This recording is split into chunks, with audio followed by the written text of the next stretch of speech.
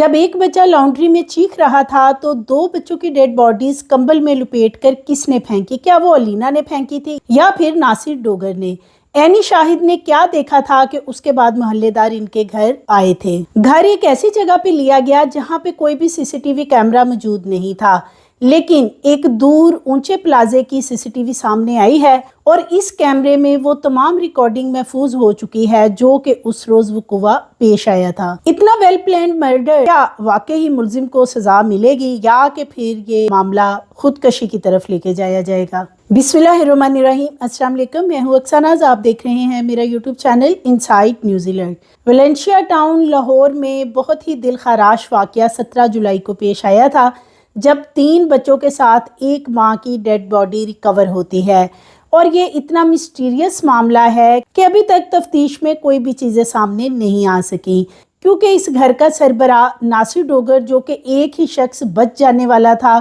اسے نہ تو پولیس نے انویسٹیگیٹ کیا اور نہ ہی یہ معلومات لینے کی کوشش کی کہ آخر یہ سب کچھ کیسے ہوا۔ علینا ڈوگر کا موبائل جمعرات کی شام ہی سوئچ آف کر دیا گیا تھا۔ نہ صرف موبائل بند کیا گیا بلکہ ان کی واٹس ایپ ڈی پی بھی ریموو کر دی گئی تھی۔ جمعرات ہی وہ آخری روز تھا، یعنی کہ 16 جولائی، جب علینا کو اور ان کے بچوں کو گھر سے باہر دیکھا گیا تھا۔ علینا نے اپنی ایک دوست کہ ان کی بچپن کی دوست ہیں اور ان کے ساتھ وہ سکول کالجز تک پڑھتی رہی لاہور میں،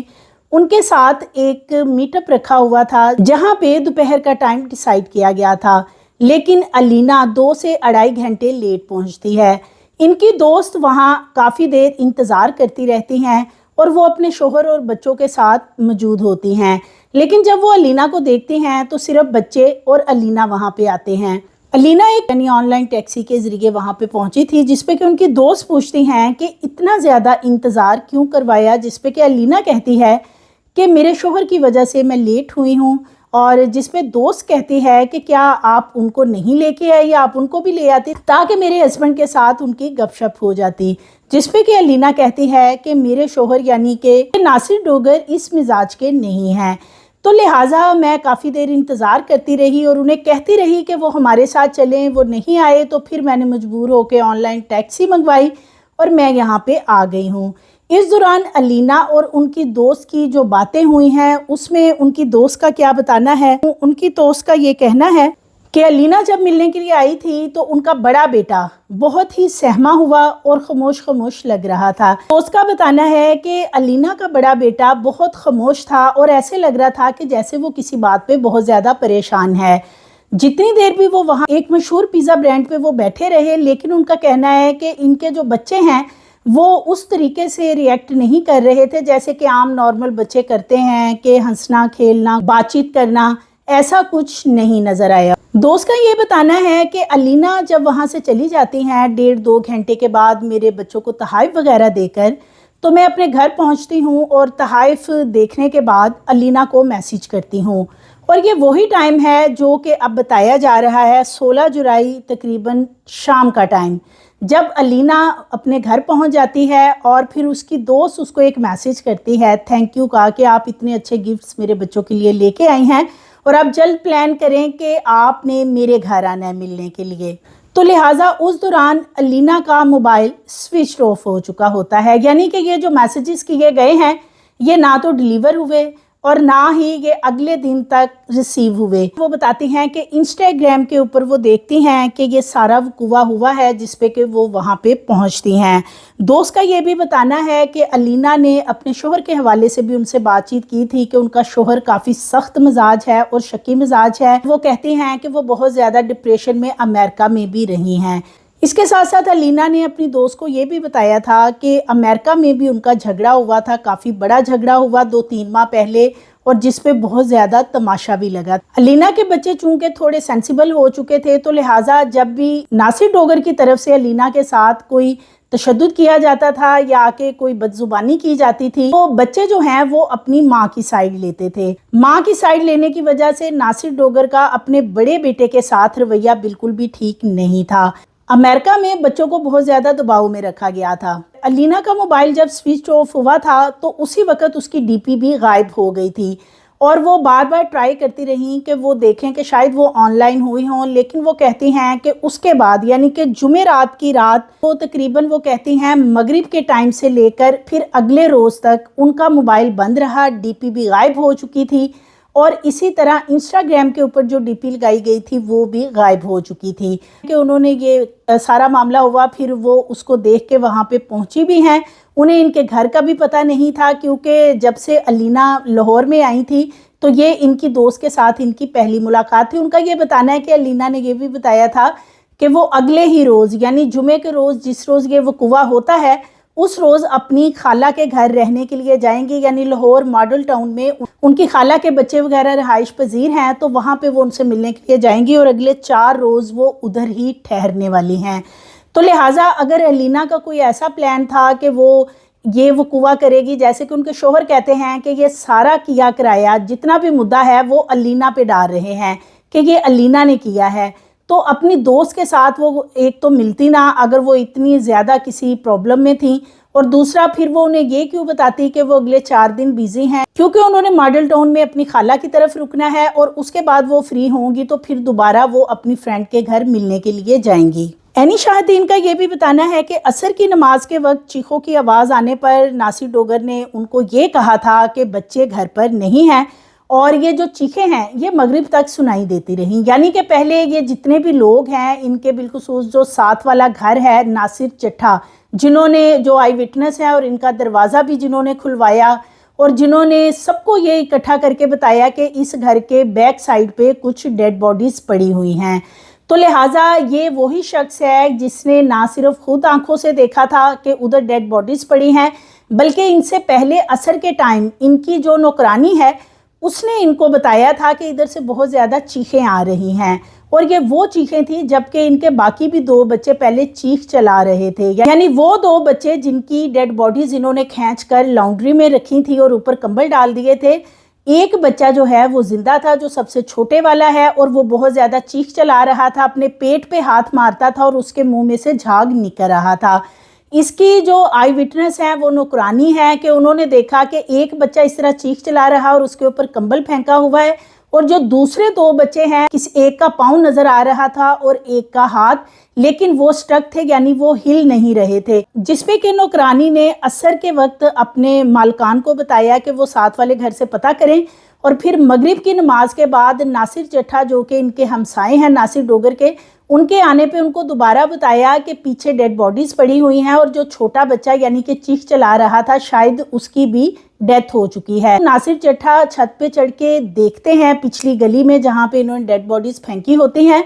تو پھر وہ ان کے گھر کا دروازہ کھٹکھٹاتے ہیں اور اس طرح چیک کیا جاتا ہے۔ اب جو انویسٹیگیشن ہو رہی ہے اس میں بہت ہی جھول نظر آ رہے ہیں۔ اس گھر کے بارے میں بھی اب ایک نئی چیز سامنے آ رہی ہے کہ یہ جو گھر ہے، یہ جو گھر ولنشیا ٹاؤن میں بتایا جا رہا تھا کہ انہوں نے آ کے رینٹ پہ لیا تھا، اب یہ بتایا جا رہا ہے کہ یہ جو ان کے بھائی ڈی ایس پی ہیں یہ ان کے بہت ہی قریبی ایک دوست ہیں، یہ ان کا گھر ہے، فلی فرنشڈ گھر تھا، یہ اپنے ساتھ کوئی سامان نہیں لے کے آئے تھے، یعنی کہ پہلے بتایا جا رہا تھا کہ انہوں نے یہاں کے شاپنگ کی یا کچھ سامان خریدا، ایسا بالکل نہیں ہے، بلکہ یہ فرنشڈ گھر تھا۔ صرف اور صرف 6 بیگ بتائے جا رہے ہیں جو کہ یہ اپنے ساتھ لے کر آئے تھے، یعنی کہ امریکہ سے سیدھے یہ یہاں ولنشیا ٹاؤن آئے ہیں، اور 6 بیگ ان کے پاس تھے جن میں کہ ایک ہینڈ کیری اور 5 بڑے بیگ بتائے جا رہے ہیں، اور ایک بیگ کے اندر تمام طلائی زیورات اور ایون کے ڈائمنڈ کے سیٹ بھی بتائے جا رہے ہیں، کیونکہ علینا کو زیور کا کافی زیادہ شوق تھا،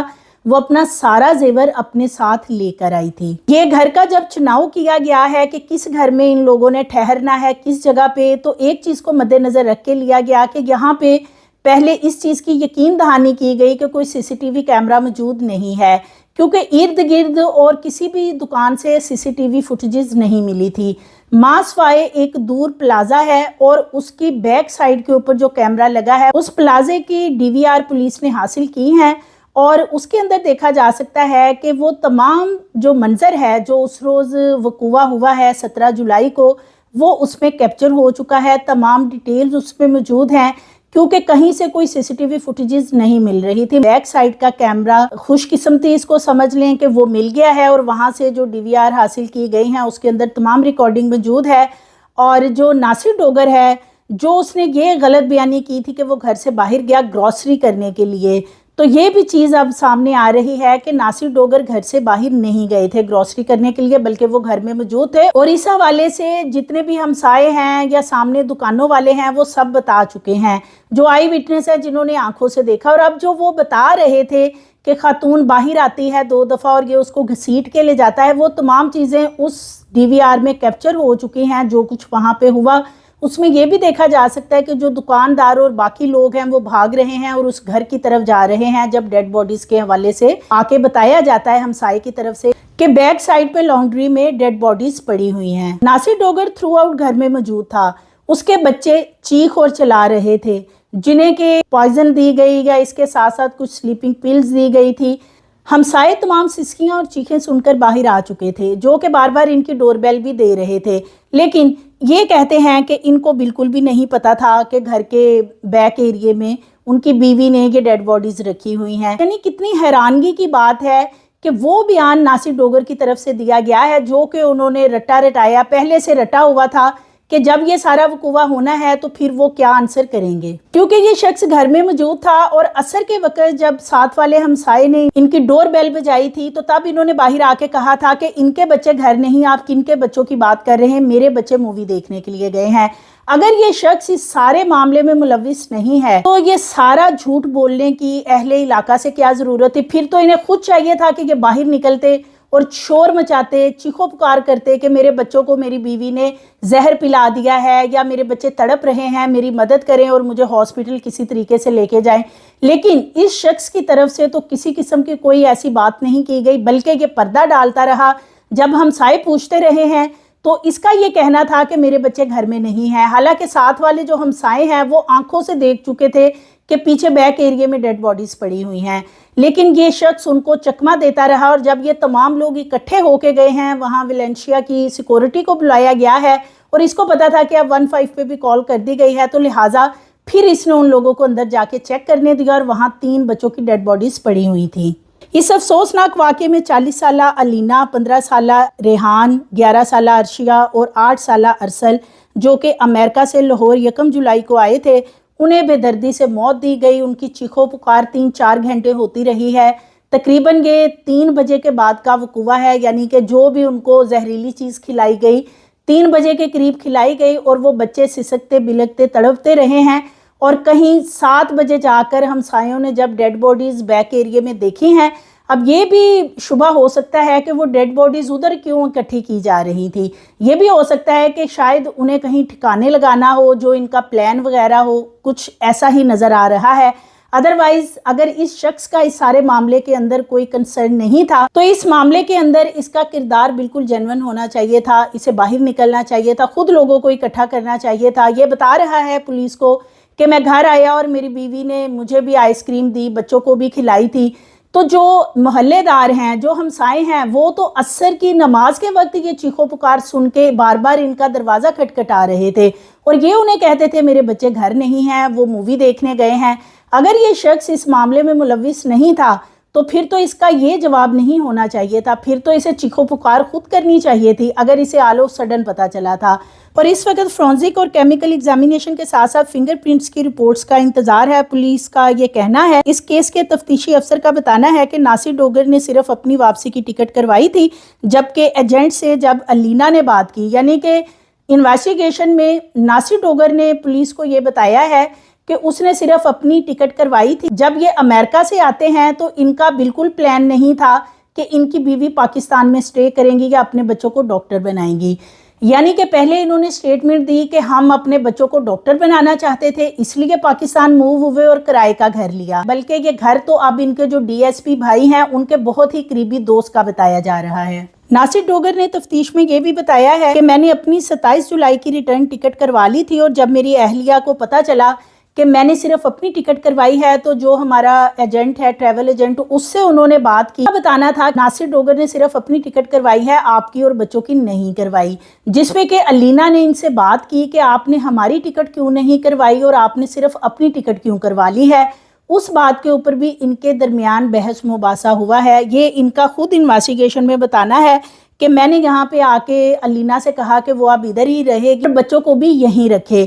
حالانکہ اس سے پہلے انہوں نے جو سٹیٹمنٹ دی تھی وہ یہ تھی کہ ہم بچوں کو ڈاکٹر بنانے کے لیے آئے تھے، اس وجہ سے ہم نے یہ مکان لیا۔ یہ مکان جو ہے یہ بالکل ڈاکٹر بنانے کے لیے یا یہاں رہنے کے لیے نہیں لیا گیا۔ مکان ایسی جگہ پہ لیا گیا جہاں پہ پہلے یہ یقین کیا گیا کہ سی سی ٹی وی کیمرہ موجود نہیں ہے۔ یہ تو بائی چانس ایک پلازے کا سی سی ٹی وی کیمرہ جس کا رخ اس طرف تھا اس کی فوٹیجز مل گئی ہیں، ادروائز وہاں پہ ایک single C C T V نہیں ملی۔ یہ جو گھر لیا گیا ہے اس کے اندر بالکل بھی انہوں نے کوئی سامان نہیں خریدا، آ کے کوئی شاپنگ نہیں کی، تمام چیزیں اندر آلریڈی موجود تھی اور آ کے صرف انہوں نے وہاں پہ رہنا تھا۔ اب ان کا اتنا بڑا گھر پسرور میں ہے، سیالکوٹ میں۔ ان کے جو ڈی ایس پی بھائی ہیں موٹر وے پہ شیردل ڈوگر، اور وہ ڈی ایس پی ہیں، ان کا کافی اثر و رسوخ ہے پسرور کے ایریا میں بھی، تو وہاں بھی یہ ٹھہر سکتے تھے، یہ وہاں کیوں نہیں رکے؟ اور پھر ایک ایسا گھر لیا گیا ایک ایسی جگہ پہ کہ جہاں پہ ان کا کوئی قریبی رشتہ دار موجود نہیں تھا۔ یعنی کہ یہ تمام معاملہ جو کیا گیا ہے وہ اس طریقے سے یہ واردات کی گئی ہے کہ کسی کے بھی رشتہ دار کا یا کسی کا بیچ میں نام نہ آئے، کسی سے کوئی پوچھ گچھ نہ ہو، کسی کو کوئی پوچھے نہ، پولیس والے نہ پوچھیں پکڑ کے اگر کوئی بھی ان کے گھر میں موجود ہوا۔ پولیس کا یہ بھی بتانا ہے کہ علینا اپنے ہمراہ 6 بیگز لے کر آئی تھی، اس کے علاوہ کوئی بھی سامان انہوں نے نہیں لیا۔ ڈی ایس پی جو ان کے بھائی ہیں انہوں نے اپنے گھر کے اندر ان کو کیوں نہیں ٹھہرایا، اس جگہ پہ کیوں ٹھہرایا گیا، یہ بھی بہت بڑا سوال ہے۔ پسرور میں بتایا جاتا ہے ان لوگوں کا بڑا اثر و رسوخ ہے اور یہ وہاں پہ بڑے جانے مانے لوگ ہیں، پیسہ بھی ان کے پاس بہت ہے، اور اب یہ کہتے ہیں کہ میں نے اپنی بیوی کو پاکستان لا کے یہ بتایا کہ اب تم یہیں رہو گے اور میرا جو بھائی یہ ڈی ایس پی ہے یہ تمہارا خیال رکھے گا اور بچوں کا بھی، اور میں واپس چلا جاؤں گا۔ پولیس کی طرف سے یہ بھی بتایا جا رہا ہے کہ جن 3 کمبلوں کے اندر 3 ڈیڈ باڈیز لپٹی ہوئی تھی جو کہ بیک ایریا میں پھینکی ہوئی تھی فرش پہ، تینوں کمبل فرانسک کے لیے بھجوائے گئے ہیں، اور ان پر کس کے نشانات ہیں یہ جاننا بہت ضروری ہے۔ پولیس کا کہنا ہے کہ اس حوالے سے رزلٹ جب آئے گا تو ایک چیز کلیئر ہو جائے گی کہ جو بلینکٹ ملے ہیں جن میں بچوں کی ڈیڈ باڈیز کو لپیٹا گیا تھا ان کے اوپر فنگر پرنٹس کس کے ہیں، کیونکہ جو ان کی نوکرانی ہے بالکل ساتھ والے گھر کی، وہ یہ اپنے مالکان کو بھی بتا چکی ہے۔ اسے سب سے زیادہ تشویش کس بات پہ ہوئی تھی؟ پہلے تو اس نے دیکھا وہاں پہ ایک بچہ چیخ چلا رہا تھا، لیکن جب اس نے اپنی آنکھوں سے دیکھا کہ اسی دوران جب وہ اوپر سے دیکھ رہی تھی تو 2 ڈیڈ باڈیز کمبلوں میں لپٹی ہوئی باہر کھینچ کے پھینکی گئی ہیں، اور وہ یہ ناصر ڈوگر ہیں جنہوں نے باہر رکھی ہیں لانڈری کے ایریے میں۔ اب یہ سارا معاملہ اپنی بیوی کے اوپر ڈال رہے ہیں کہ یہ جو کچھ بھی کیا انہوں نے کیا، خودکشی کی۔ اس کی سب سے بڑی وجہ کیا ہے؟ کیونکہ علینا امریکہ میں اپنا ذہنی علاج کرواتی رہی ہے، سٹریس تھا، انگزائٹی تھی، جو بھی معاملہ تھا وہاں پہ موسٹلی خواتین ہوتی ہیں اپنا چیک اپ وغیرہ کروا لیتی ہیں اگر سٹریس وغیرہ میں ہوتی ہیں، اور چونکہ یہ امریکہ میں بہت بڑی بیماری سمجھی جاتی ہے لہٰذا ناصر ڈوگر کے پاس پوری فائل موجود ہے، یعنی کہ وہ فائل بھی ساتھ لے کے آئے ہیں۔ ان کے مینٹلی ہیلتھ کے جتنے بھی ایشوز تھے اس کی پوری فائل ساتھ لانے کی کیا ضرورت تھی؟ ناصر ڈوگر کے پاس پوری فائل موجود ہے پچھلے 3 سال کی، یعنی کہ 2024 سے لے کر تمام ڈیٹا موجود ہے کہ کب علینا نے چیک کروایا، کون سی اس کو دوائی ڈاکٹر نے بتائی، کون سی دوائی کتنے مہینے اس نے کھائی، اور 6 ماہ سے اب اس نے دوائی چھوڑ دی تھی۔ اور یہی وہ چیز ہے جو شاید اس پورے کیس کا رخ بدلے اور جو اصل قاتل ہے وہ بھی اس میں بچ جائے۔ وہ اس لیے کہ مینٹلی ہیلتھ کو چونکہ امریکہ میں تو ایک بہت بڑی سنگین بیماری سمجھا جاتا ہے، تو اب ان کے پاس وہ ڈیٹیل موجود ہے کہ یہ خاتون وہاں پہ چیک کرواتی رہی ہیں، اور اب یہ بھی بتایا جا رہا ہے ان کی طرف سے کہ جی 6 ماہ سے انہوں نے خود ہی دوائی چھوڑ دی تھی۔ سوال یہ پیدا ہوتا ہے کہ وہاں پہ وہ بہت سیریس رہی مینٹلی ہیلتھ کے حوالے سے جیسے کہ ان کے شوہر بتاتے ہیں، اور اسی طرح جو علینا کی بہنیں ہیں، پولیس کا یہ کہنا ہے کہ ان دونوں بہنوں سے جو ایک کینیڈا میں ہیں اور ایک امریکہ میں، ان سے بھی بات چیت کی گئی ہے ان کے فیملی بیک گراؤنڈ کے حوالے سے، تو ان کی دونوں بہنوں کا بتانا ہے کہ علینا میڈیسن تو کھاتی رہی ہے، وہ انگزائٹی اور سٹریس کا شکار تھی، لیکن اب اس نے ایک عرصے سے میڈیسن چھوڑ رکھی تھی۔ اب سوال یہ پیدا ہوتا ہے کہ 2-2.5 سال پہلے جب وہ کافی زیادہ بیمار تھی، مینٹلی ہیلتھ کا اس کو بہت زیادہ مسئلہ تھا، تب تو اس نے اپنے بچوں کو قتل نہیں کیا، تب اپنے آپ کو اس نے ختم نہیں کیا، یعنی وہ یہ کام کیا امریکہ میں نہیں کر سکتی تھی، وہاں بھی کر سکتی تھی۔ ایسے اور بھی کیسز بیرون ممالک کے ایسے اور بھی کیسز سامنے آتے ہیں خودکشیوں والے، لیکن علینا نے جب وہ بہت سیویئر انگزائٹی اور ڈپریشن میں تھی तब अमेरिका में कुछ नहीं किया, उसने 2-3 साल इंतज़ार किया, मैं पाकिस्तान जाऊंगी और फिर पाकिस्तान जाके घर लूंगी, वहां पे मैं अपने बच्चों को भी मारूंगी और अपनी ज़िंदगी का भी खात्मा करूंगी। यानी ये जिस तरह की स्टोरी बनाने की कोशिश की जा रही है, और दूसरा रुख जो कि अहले मोहल्ला ने देखा, हमसायों ने देखा, उसमें ज़मीन आसमान का फ़र्क है और उसमें वाज़ेह नज़र आ रहा है कि इसमें असल मुल्जिम कौन है। लेकिन इसके बावजूद इस शख्स को शख्सी ज़मानत पे छोड़ दिया गया, इसको एक रात भी थाने में नहीं रखा गया। इस सारे मामले के ऊपर यह भी शुबा जाहिर किया जाता है कि हो सकता है कि ये डेड बॉडीज़ जिस तरीके से पीछे लॉन्ड्री के एरिया में रखी जा रही थी, ये भी चेक करना होगा कि उस दौरान नासिर डोगर किस किस के साथ राब्ते में रहे हैं, किससे उन्होंने टेलीफोनिकली राब्ता किया। क्योंकि कुछ अर्सा पहले लाहौर में DSP उस्मान हैदर ने अपनी बीवी और बेटी को कत्ल कर दिया था और उनकी लाशें गायब कर दी थी, और फिर ये तकरीबन 1.5 साल के अरसे बाद जाके इस हवाले से ये सामने आया कि उन्होंने अपनी बीवी और बेटी को रिंग रोड पे लाहौर में कत्ल किया था। उसके बाद मुख्तलिफ शहरों में मुख्तलिफ एरियाज़ के अंदर उनकी डेड बॉडीज़ को दफन करवा दिया और इस मामले के ऊपर मिट्टी डाल दी उन्होंने तो अपनी तरफ से। लेकिन चूंकि जो खातून थी और उनकी बेटी, उनके जो वालिदैन थे, उनकी तरफ से बार बार प्रेस कॉन्फ्रेंस और इस हवाले से केस की तफ्तीश के हवाले से कहा जा रहा था,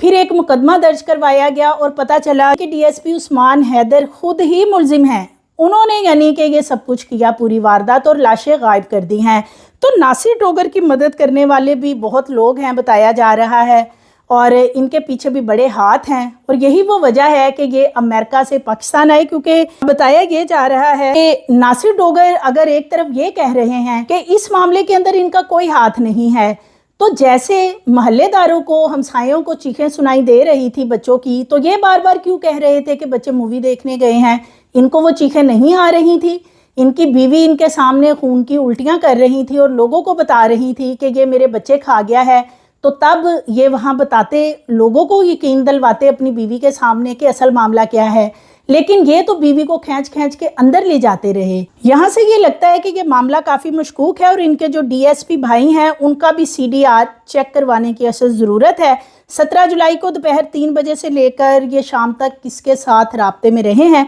ये चीज़ें भी सामने आनी चाहिए। जो इनके भाई DSP हैं शेरदिल डोगर, उनकी वजह से ही नासिर डोगर को शख्सी ज़मानत मिली है। पुलिस को उन्होंने यकीन दहानी करवाई थी नासिर डोगर मुल्क से कहीं नहीं जाएगा, यहीं पे रहेगा, लिहाजा इसको एक रात भी थाने में ना रखें। और यही वो चीज़ है जो नज़र आ रही है कि नासिर डोगर काफ़ी असर और रसूख वाला, उसके पीछे लंबे हाथ हैं।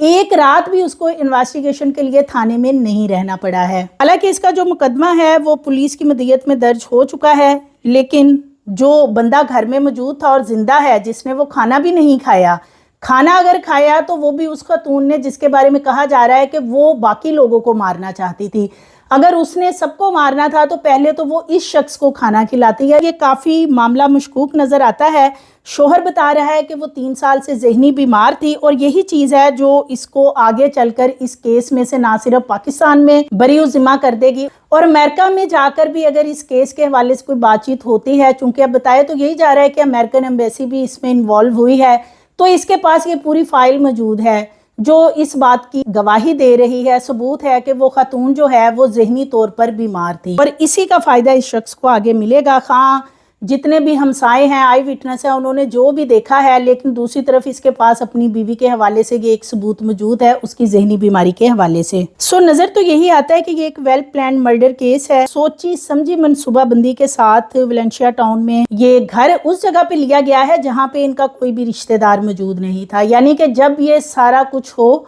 कोई रिश्तेदार इनके घर में ना हो कि किसी को कोई पकड़े या उनसे बातचीत करे, रिश्तेदारों से कुछ पूछा ना जाए। ये तमाम चीज़ें नज़र आ रही हैं कि बहुत ही शातिर है जिसने भी किया है, और वो इस सारे मामले में से बहुत आसानी से निकल भी जाएगा। लीना का जो गोल्ड का एक बैग है जो इनकी नंद लेकर जा रही थी, यानी नासिर डोगर की बहन, उनको कैसे पता था कि ये बैग तमाम जेवरात और नकदी का भरा हुआ है? पुलिस का बताना है कि अमेरिकन और पाकिस्तानी करेंसी, गोल्ड और डायमंड के सेट हैं। चूँकि लीना को बहुत ज़्यादा शौक था जेवरात का, तो वो अपने ज़्यादातर जो पैसे है वो इसी पे इन्वेस्ट करती थी, अपने जेवरात पे। ये भी बताया जा रहा है कि अमेरिका में इनका शदीद झगड़ा हुआ है तकरीबन 3 से 4 माह पहले, और वहाँ पे खूब तमाशा लगा। अपनी सेफ्टी के लिए लीना ने वहाँ पे पुलिस को भी बुलाया, और इनके जो बच्चे हैं وہ علینا کے حق میں یہ گواہی بھی دیتے رہے کہ ان کا جو باپ ہے ناصر ڈوگر وہ ہماری ماں کے اوپر تشدد کرتا ہے، اور یہ ایک دفعہ نہیں ہوا، یہ کئی دفعہ وہاں پہ ہو چکا ہے۔ یعنی ان دونوں میاں بیوی کی آپس میں کافی ناچاکی تھی، لڑائی جھگڑے معمول تھے، اور یہی وہ چیز ہے کہ بچے جو ہیں وہ اس شخص کو اس لیے برے لگتے تھے کہ وہ ماں کی سائیڈ لیتے تھے۔ تو اس کے بعد پھر پاکستان میں ان بچوں کو اور بیوی کو لایا گیا، اور پھر جو ہوا وہ تو خیر سب نے دیکھا۔ اب بیسیکلی انتظار یہ کیا جا رہا ہے کہ جیسے ہی فورنسک کی رپورٹس آئیں گی بالخصوص فنگر پرنٹس وغیرہ، اس سے کافی چیزیں واضح ہو جائیں گی۔ فنگر پرنٹ سے یہ واضح ہو جائے گا کہ آخر اس سارے معاملے کے پیچھے کون ہے، لیکن اس کی فیر صاف شفاف تحقیقات ہونا بہت ضروری ہے۔ سو مزید ویڈیوز کے لیے چینل کو سبسکرائب کریں، لائک کریں، بیل آئیکن کو پریس کریں تاکہ آنے والی ویڈیوز آپ کو ملتی رہیں۔